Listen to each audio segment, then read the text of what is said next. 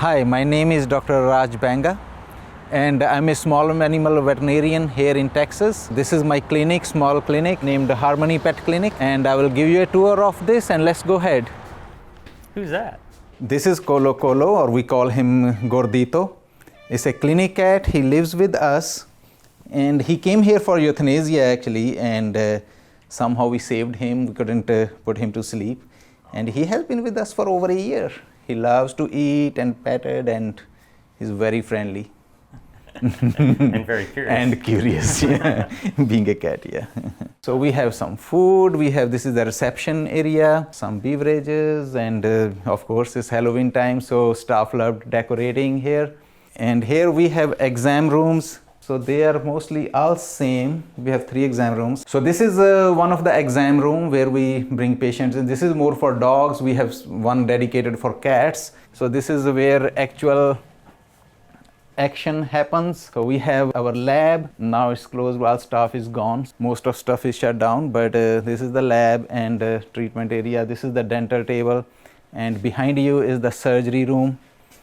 I think the light will come up again. So this is the surgery room. We have anesthesia and all the surgery equipment. We are able to do almost all kind of surgeries here. Wow. And this is an office to sit me and the manager, who is also my wife. And we have little break room, kitchen, little storage, and here we have what we call radiology or x-rays room, and some extra stuff here. So it's pretty short, small clinic with but we have all the basic infrastructure to handle most of the stuff, including emergencies and including the routine stuff. Hi, my name is Raj Banga. I'm a veterinarian, small animal veterinarian. I work with dogs and cats. I went vegan in January 2017. And before that, I was a vegetarian for many years. And I went to vegetarian when I went to a meditation retreat called Vipassana, and where they treat you love and kindness to all beings. And for me, it made no sense to have love and kindness to other beings and still eating other animals. And then eventually, as I progressed my research and became more knowledgeable and more influential with other people, I came to know that dairy is as bad as eating meat, so I became completely vegan. Before that, I used to take dairy along with the plant-based food. So in 2017, I became completely vegetarian. So it was mainly because of the meditation retreat that imparted that compassionate feeling in me. What was it that educated you about the dairy to help you understand what's going on there? So I have some friends like Dr. Manish Chawla and his wife Dr. Bandana Chawla, who are very prominent lifestyle physicians here in Houston. Going to other events also, I learned that dairy is one of the major reasons for many cancers, including prostate and breast cancer. So it's health reason, plus also the way those dairy cows are treated. You know, they are artificially inseminated to have a calf every year, and then calf is taken away from that. In my mind, I wasn't putting that one and one together to, make complete picture. So once I realized the health benefits and the exploitation of the cows, it was easier to ditch the dairy.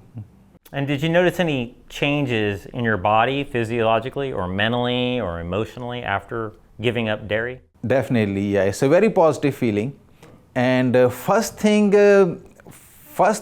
having that knowledge that I'm doing something better for the planet, something better for the other organisms, other animals better is itself is rewarding.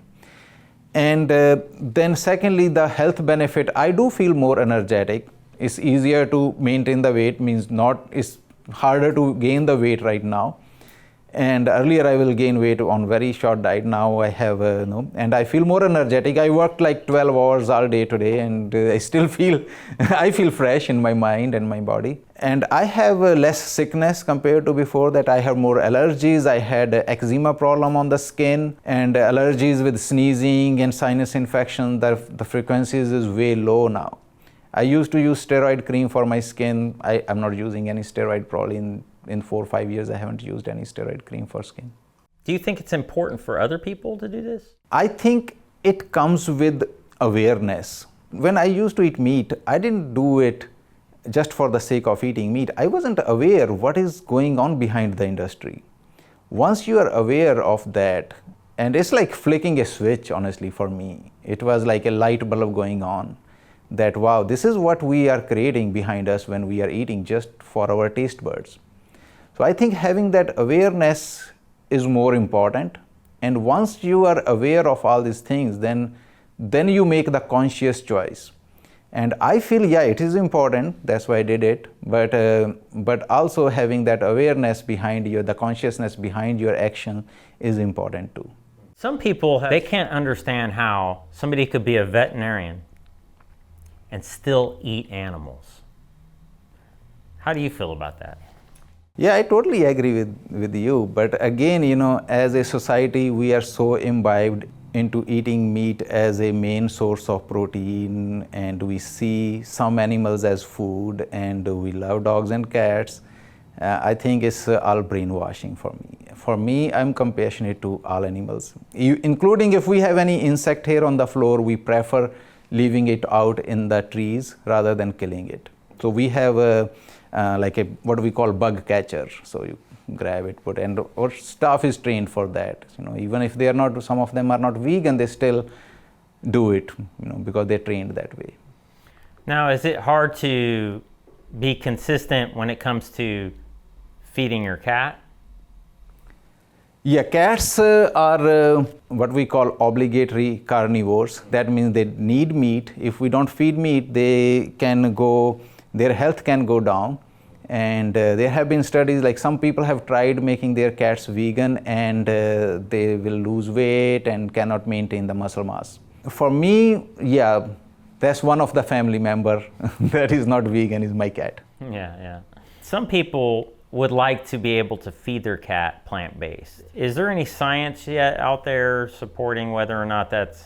I'm not a nutrition specialist, and I have been trying to get in touch with some nutrition specialists, veterinary nutrition specialists, the people that make pet diets, formulate the pet diets. So right now, there is no evidence that cats can survive without meat. That's why we call them obligatory carnivores. But hopefully in future we are able to extract enough nutrients from the plants to feed the cats a plant-based diet. But for now, I'm not aware of any such studies done. Now, dogs are a different story, right? Yeah, dogs can survive on vegetarian food quite well. So I grew up in India, and I grew up on a vegetarian food. We didn't have any eggs or meat growing up. My parents will cook, and mostly it was plant-based food. We use a lot of lentils, beans, vegetables, and also dairy, of course, is a big part in Indian food. And we have dogs in India that are strictly fed vegetarian food, and they do pretty well. And then I moved to US about almost 12 years now, and started working in private practice. Before that, I was in academic. There have been more awareness about the pet foods, like V-Dog is one of the food.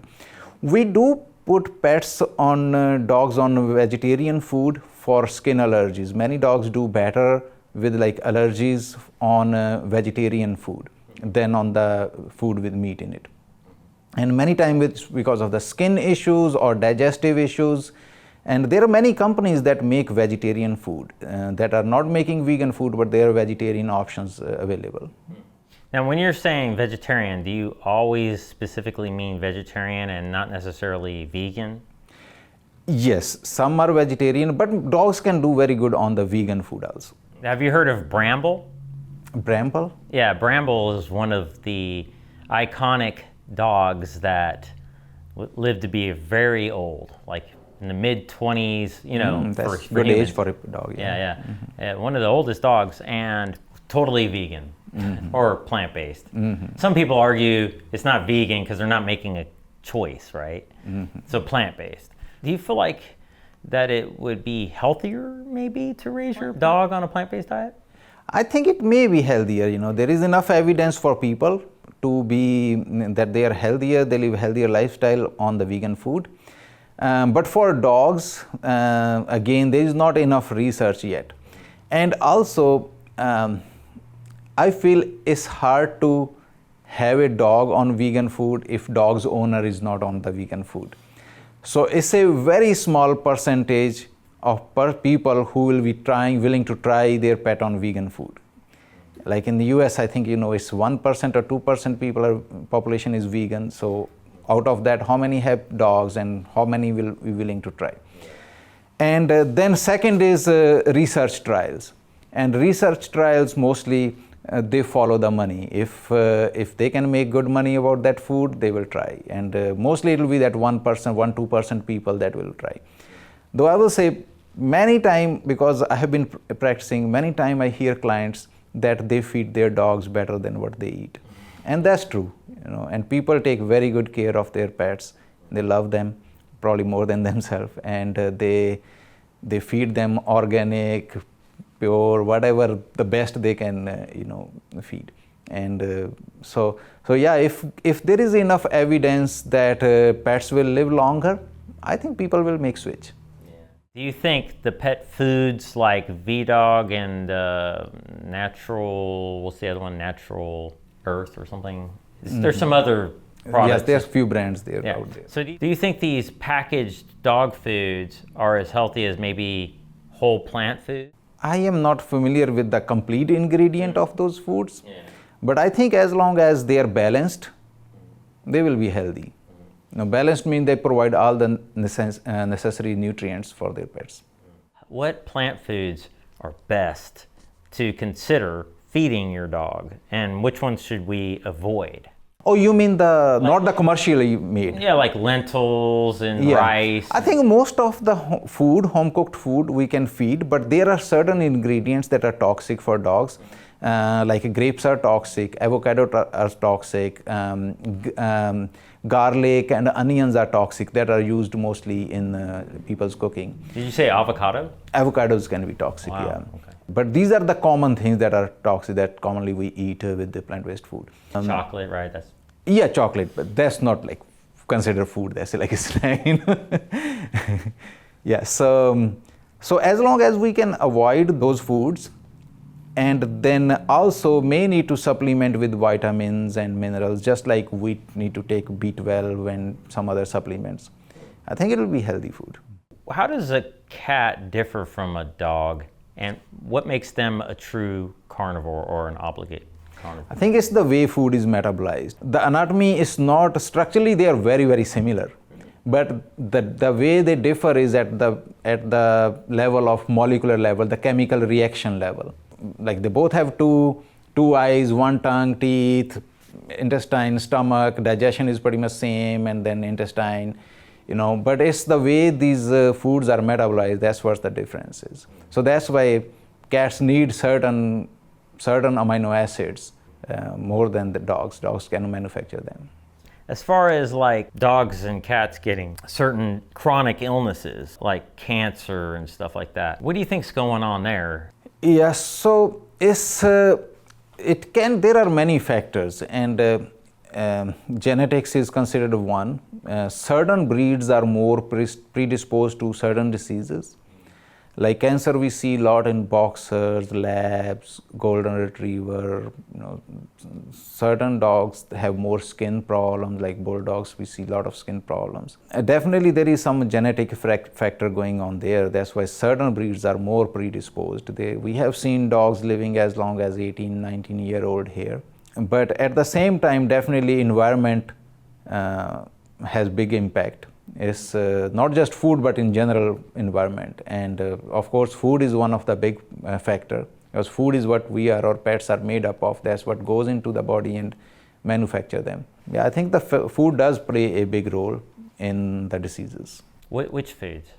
Most of the commercially made foods may have ingredients that are not like, say, preservatives or pesticides or antibiotics or whatever were used to prepare that food.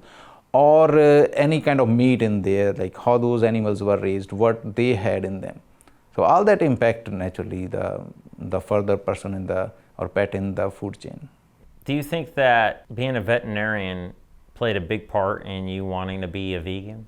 Definitely, yeah. Now I feel I cannot find a reason like why I was eating meat before I went vegan. Why I couldn't figure that out, like how I could do something like that. And yeah, it does help me. Being a veterinarian, I feel I'm more compassionate toward the animals. Was veterinary school, was that pretty tough? It is very competitive, yeah. I've heard some people just can't make it. The things you have to do is just too tough. My aunt, she tried to be a veterinarian. She went to school for it. She went pretty far, and then suddenly she was just like, I'm not sticking my arm in that cow's butt. Did you have to stick your arm in a cow? So in India, like, I grew up in India. I studied in India. So dairy is a big part of the culture, and so yeah, we studied the dairy animals. We studied all the economics of dairy and all that. Yeah. Mm-hmm. Yeah, we did whatever needed to be done. Wow. Mm-hmm. And at that time, the aim is like, what my take is, whatever decision we make, there should be compassion behind it. Mm-hmm. Not anger, not greed, not anything else. So whatever we are doing based on compassion, in a way that, okay, this action I may need to help someone or help an animal later. So I think it needs to be done. Mm-hmm. Do you feel like eating animals makes it harder to be as compassionate? I can talk about myself. Yeah. I don't know about others. Yeah. Do you feel like you're more compassionate now that you're not eating animals? Definitely. I'm more compassionate to other beings than what I was earlier. Mm. Wow. Why is that? It's awareness. It's like being aware of what is going on behind the scenes. Did you tell me yet how you became so aware? Yeah, I told you I went to a meditation retreat called Vipassana. But a lot of people might have been at that same retreat, right? Did they all go vegan, you think? Yeah, no, that's true. Again, our level of awareness or our level of experience that differs. So I don't know if everybody or how many people went vegan, but many people I meet there are at least vegetarian, and I have met a lot of vegan people there. Now you live in Houston, right? And that's where we're at right now. Do you find a pretty good vegan community here? Yeah, there is a good vegan community. I think we have Veg Fest every year. I think it's in June or July. And there is a good turnaround that I think during COVID there has not been, but before COVID there were more than 10,000 people visited that festival. And there are a lot of vegan restaurants around here and vegan events also going on. Does that help you stay vegan? We cook a lot of food at home. Mm-hmm. So to try to make like more whole plant-based food, more healthier. But yeah, it does help, but I feel like even I can go to a steakhouse and still order vegan food, They can put something, mushrooms together, some vegetables and with some salad. They do a pretty good job, but I think people don't ask that often. Is your wife vegan? Yes, she's all vegan. Did she go vegan with you? No, we both were vegan before we met. Is that why you married her? It made it easier. Usually I like to ask people, could you be with somebody who isn't vegan? I think we all are at our level, I will say. Some people may be doing better than me in certain aspects, some are not. So I think I need to be compassionate, all of them. Even if they are not vegan, that's okay. It's their choices, their awareness. Do you have any children? I don't have any kids. Me and my wife live with cats. Lots of cats, huh? I guess they're rescues mostly? Yeah, mostly they're rescues, yeah. Do you visit family on the holidays? Yes, mostly my family is in India, so we don't get to visit that often, but my wife's family is in San Antonio. Yeah, we visit them on Thanksgiving, Christmas, and all holidays, yeah. Is that challenging? No, actually, they are very supportive. We have our dishes, and we get to enjoy good vegan food. Mm. Yeah. Oh, that's great. Yeah, that's good. That's helpful from having a support from family rather than making fun or anything. They actually understand that it's our decision, and they respect decision, and that's good. Has becoming vegan resulted in any sort of disease or ailments? Are you sick? Are you protein deficient? Do I look protein deficient? Are you on medications No, actually I feel healthier than before. Yeah. The endurance has been better, I try to exercise and I feel better with that. Do you have any resources you want to recommend, like anything out there that you found useful to help you understand that this was something you can do that's healthy? And I think involvement with the local vegan community has been biggest help for me. That's what I will recommend. Though there are a lot of online resources right now that we can research on our own. But I think in being involved in the local community was the biggest one for me. Like we used to have, before COVID started, we used to have monthly vegan potluck where someone will lecture or give a speech or something. So one time they will have a cardiologist, one time they will have a neurologist, one time they will have an exercise physiologist. So they will talk about the effect of food on our mind, brain, body. So that all that help. I studied science, so for me I need scientific evidence. That helps me. Though for being compassionate we don't need any scientific evidence, but it help in maintaining that decision that okay, this is good for our body also. Because we want to be healthier. So that local community involvement helped me a lot. Do you feel like that there is any chance we could be more designed to be not eating animals, more optimal? Like your understanding of human anatomy, is there any evidence that these people going on a carnivore diet, for example, are doing something even at all logical? So I'm not the human expert, I'm dog and cat expert, but I'm a human being, and based on my own personal experience, I feel there is no logic in eating meat. And that's what I told you earlier, like I cannot think of a reason why I was eating meat when I was eating. Though I will not eat very often, it will be like once a week or twice a week, but still I was contributing. And mostly I have been vegetarian in my life, growing up, and in between I ate meat rarely, but mostly I have been vegetarian. But still, I couldn't find one reason to eat a meat anyway. There is no reason to inflict suffering on other being for the sake of our taste buds. And there are plenty of delicious options in plant world to satisfy our taste buds. Yeah. It sounds like you keep it really simple, don't you? Yeah, I like to keep it simple, so it's simplicity comes from clarity of mind. That's what I feel. Nice, I like that.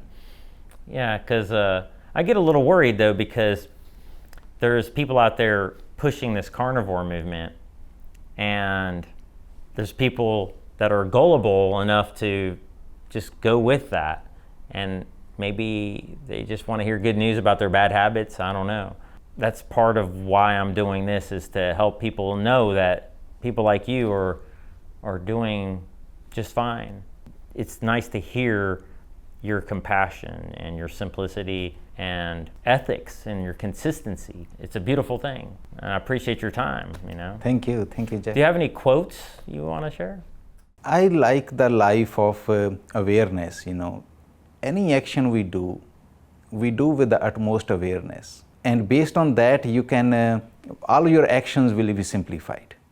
Your actions will be already in accordance with the universe. There is not any quote from many, but there are plenty of quotes out there. But I feel like that's my personal, being aware, being conscious, being compassionate. That's most important thing in the life. And if your decisions are based on the awareness and compassion, you cannot go wrong. And then if somebody wants to learn more about your clinic, they can find you online? Yeah, we are online.